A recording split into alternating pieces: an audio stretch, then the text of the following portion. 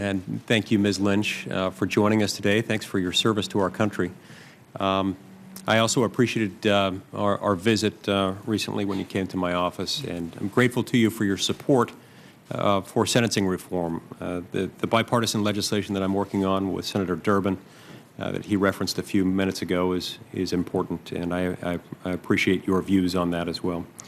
I want to speak with you briefly going back to prosecutorial discretion. As a former prosecutor, I assume you'd agree with me that there are limits to prosecutorial discretion, in the sense at least that it's intended to be an exception to the rule and not to swallow the rule itself. Would you agree with me that far?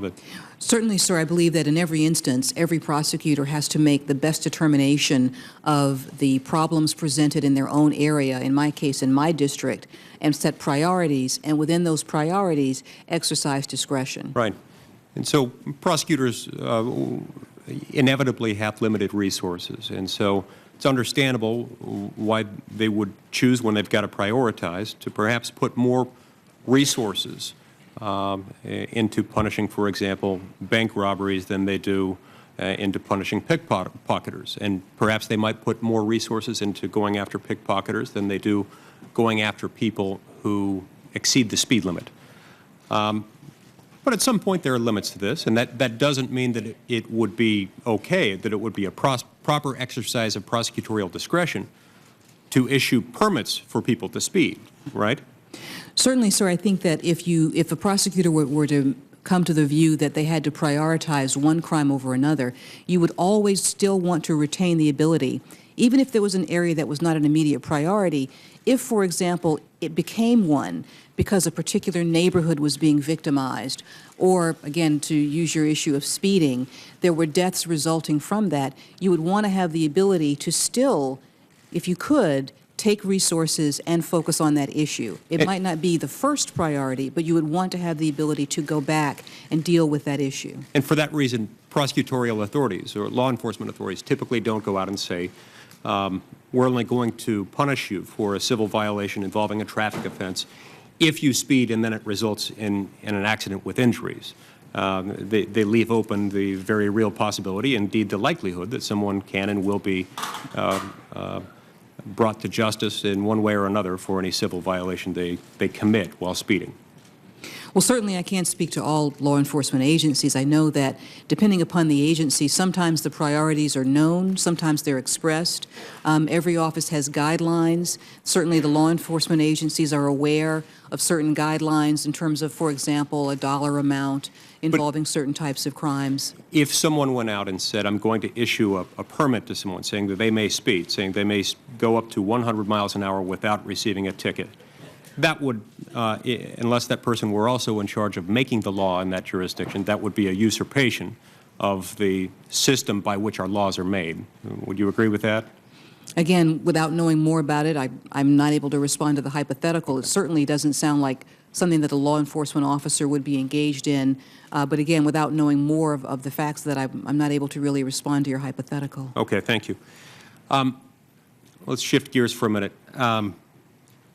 Do you agree that citizens and groups of citizens should not be targeted by government, should not be the recipients of adverse action by the government based on their exercise of their First Amendment rights? Certainly, I think that the First Amendment is one of the cornerstones of a free society. And I believe that our jurisprudence has set forth great protections for individuals as well as groups in the exercise of their First Amendment rights to make sure that they are protected and not targeted. I also would say that certainly as a career prosecutor and U.S. attorney, there is really no place for bias or personal view in terms of how we approach the types of crimes that we pursue. And presumably you'd say the same with respect to someone's exercise of their rights under the Fourth Amendment or the Fifth Amendment or the Sixth or the Seventh or the Eighth. Under any of those protections, somebody shouldn't be punished by government for exercising their rights under those provisions of the Constitution. Certainly, I believe that there are safeguards in place to prevent that. I think we always certainly have to balance that with the possibility of an extreme situation in which we may have to move quickly, for example, to protect someone, or there's an imminent threat therein. But I believe that there are protections set up for that very purpose. Second Amendment rights as well, presumably, then, right?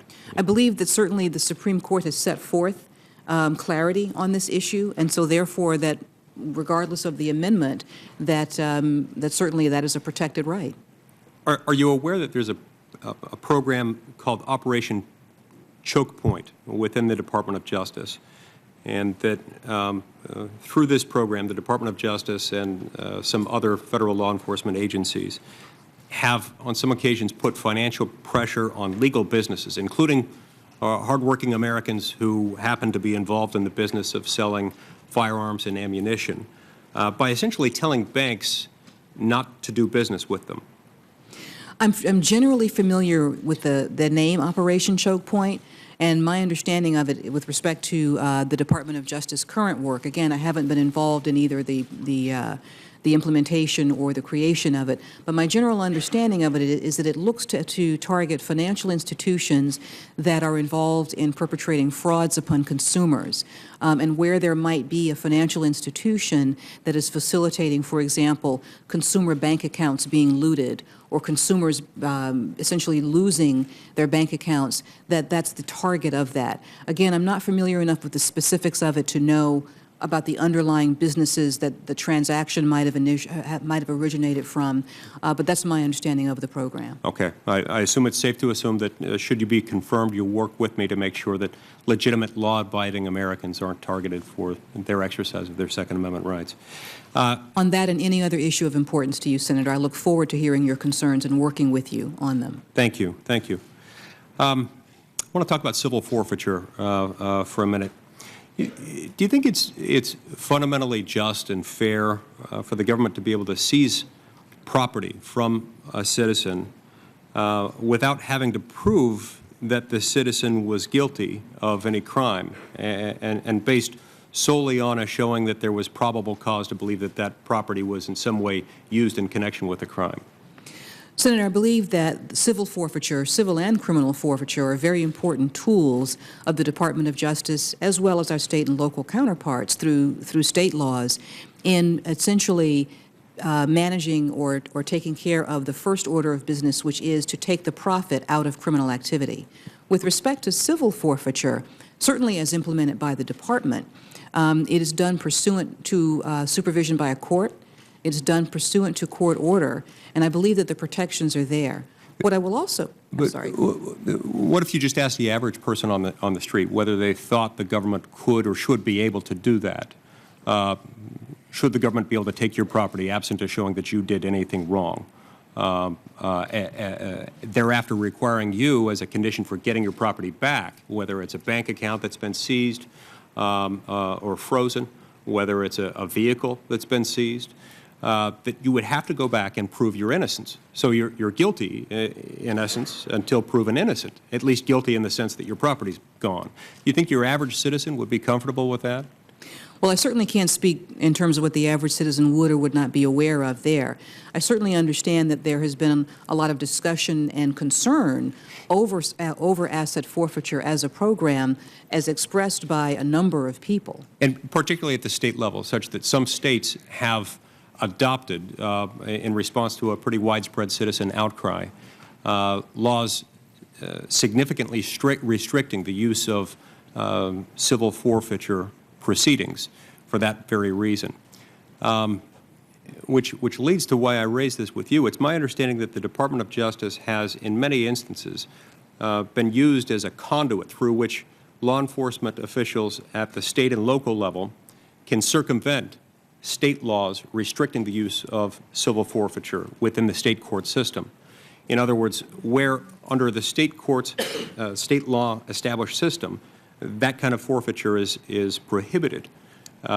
People can go through the Department of Justice. The Department of Justice will take out a fee, maybe 20% of the value of the assets seized, and then those can be returned.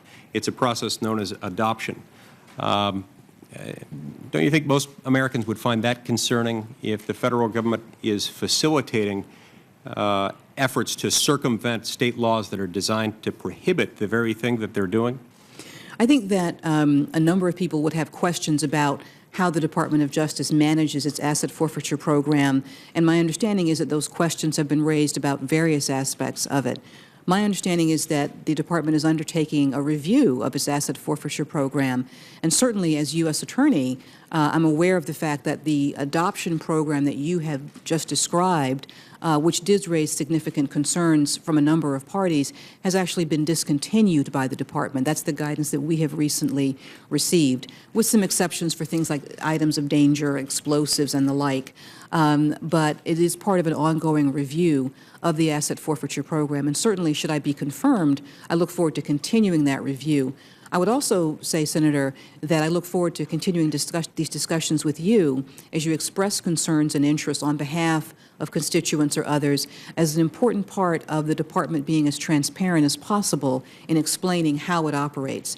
Asset forfeiture is a wonderful tool. We return money to victims, we take the profit out of crime, but as with everything that we do, we want to make sure that we're being as responsive as possible to the people that we are serving. Thank you. I look forward to those additional discussions, and I see my time's expired. Thank you very much.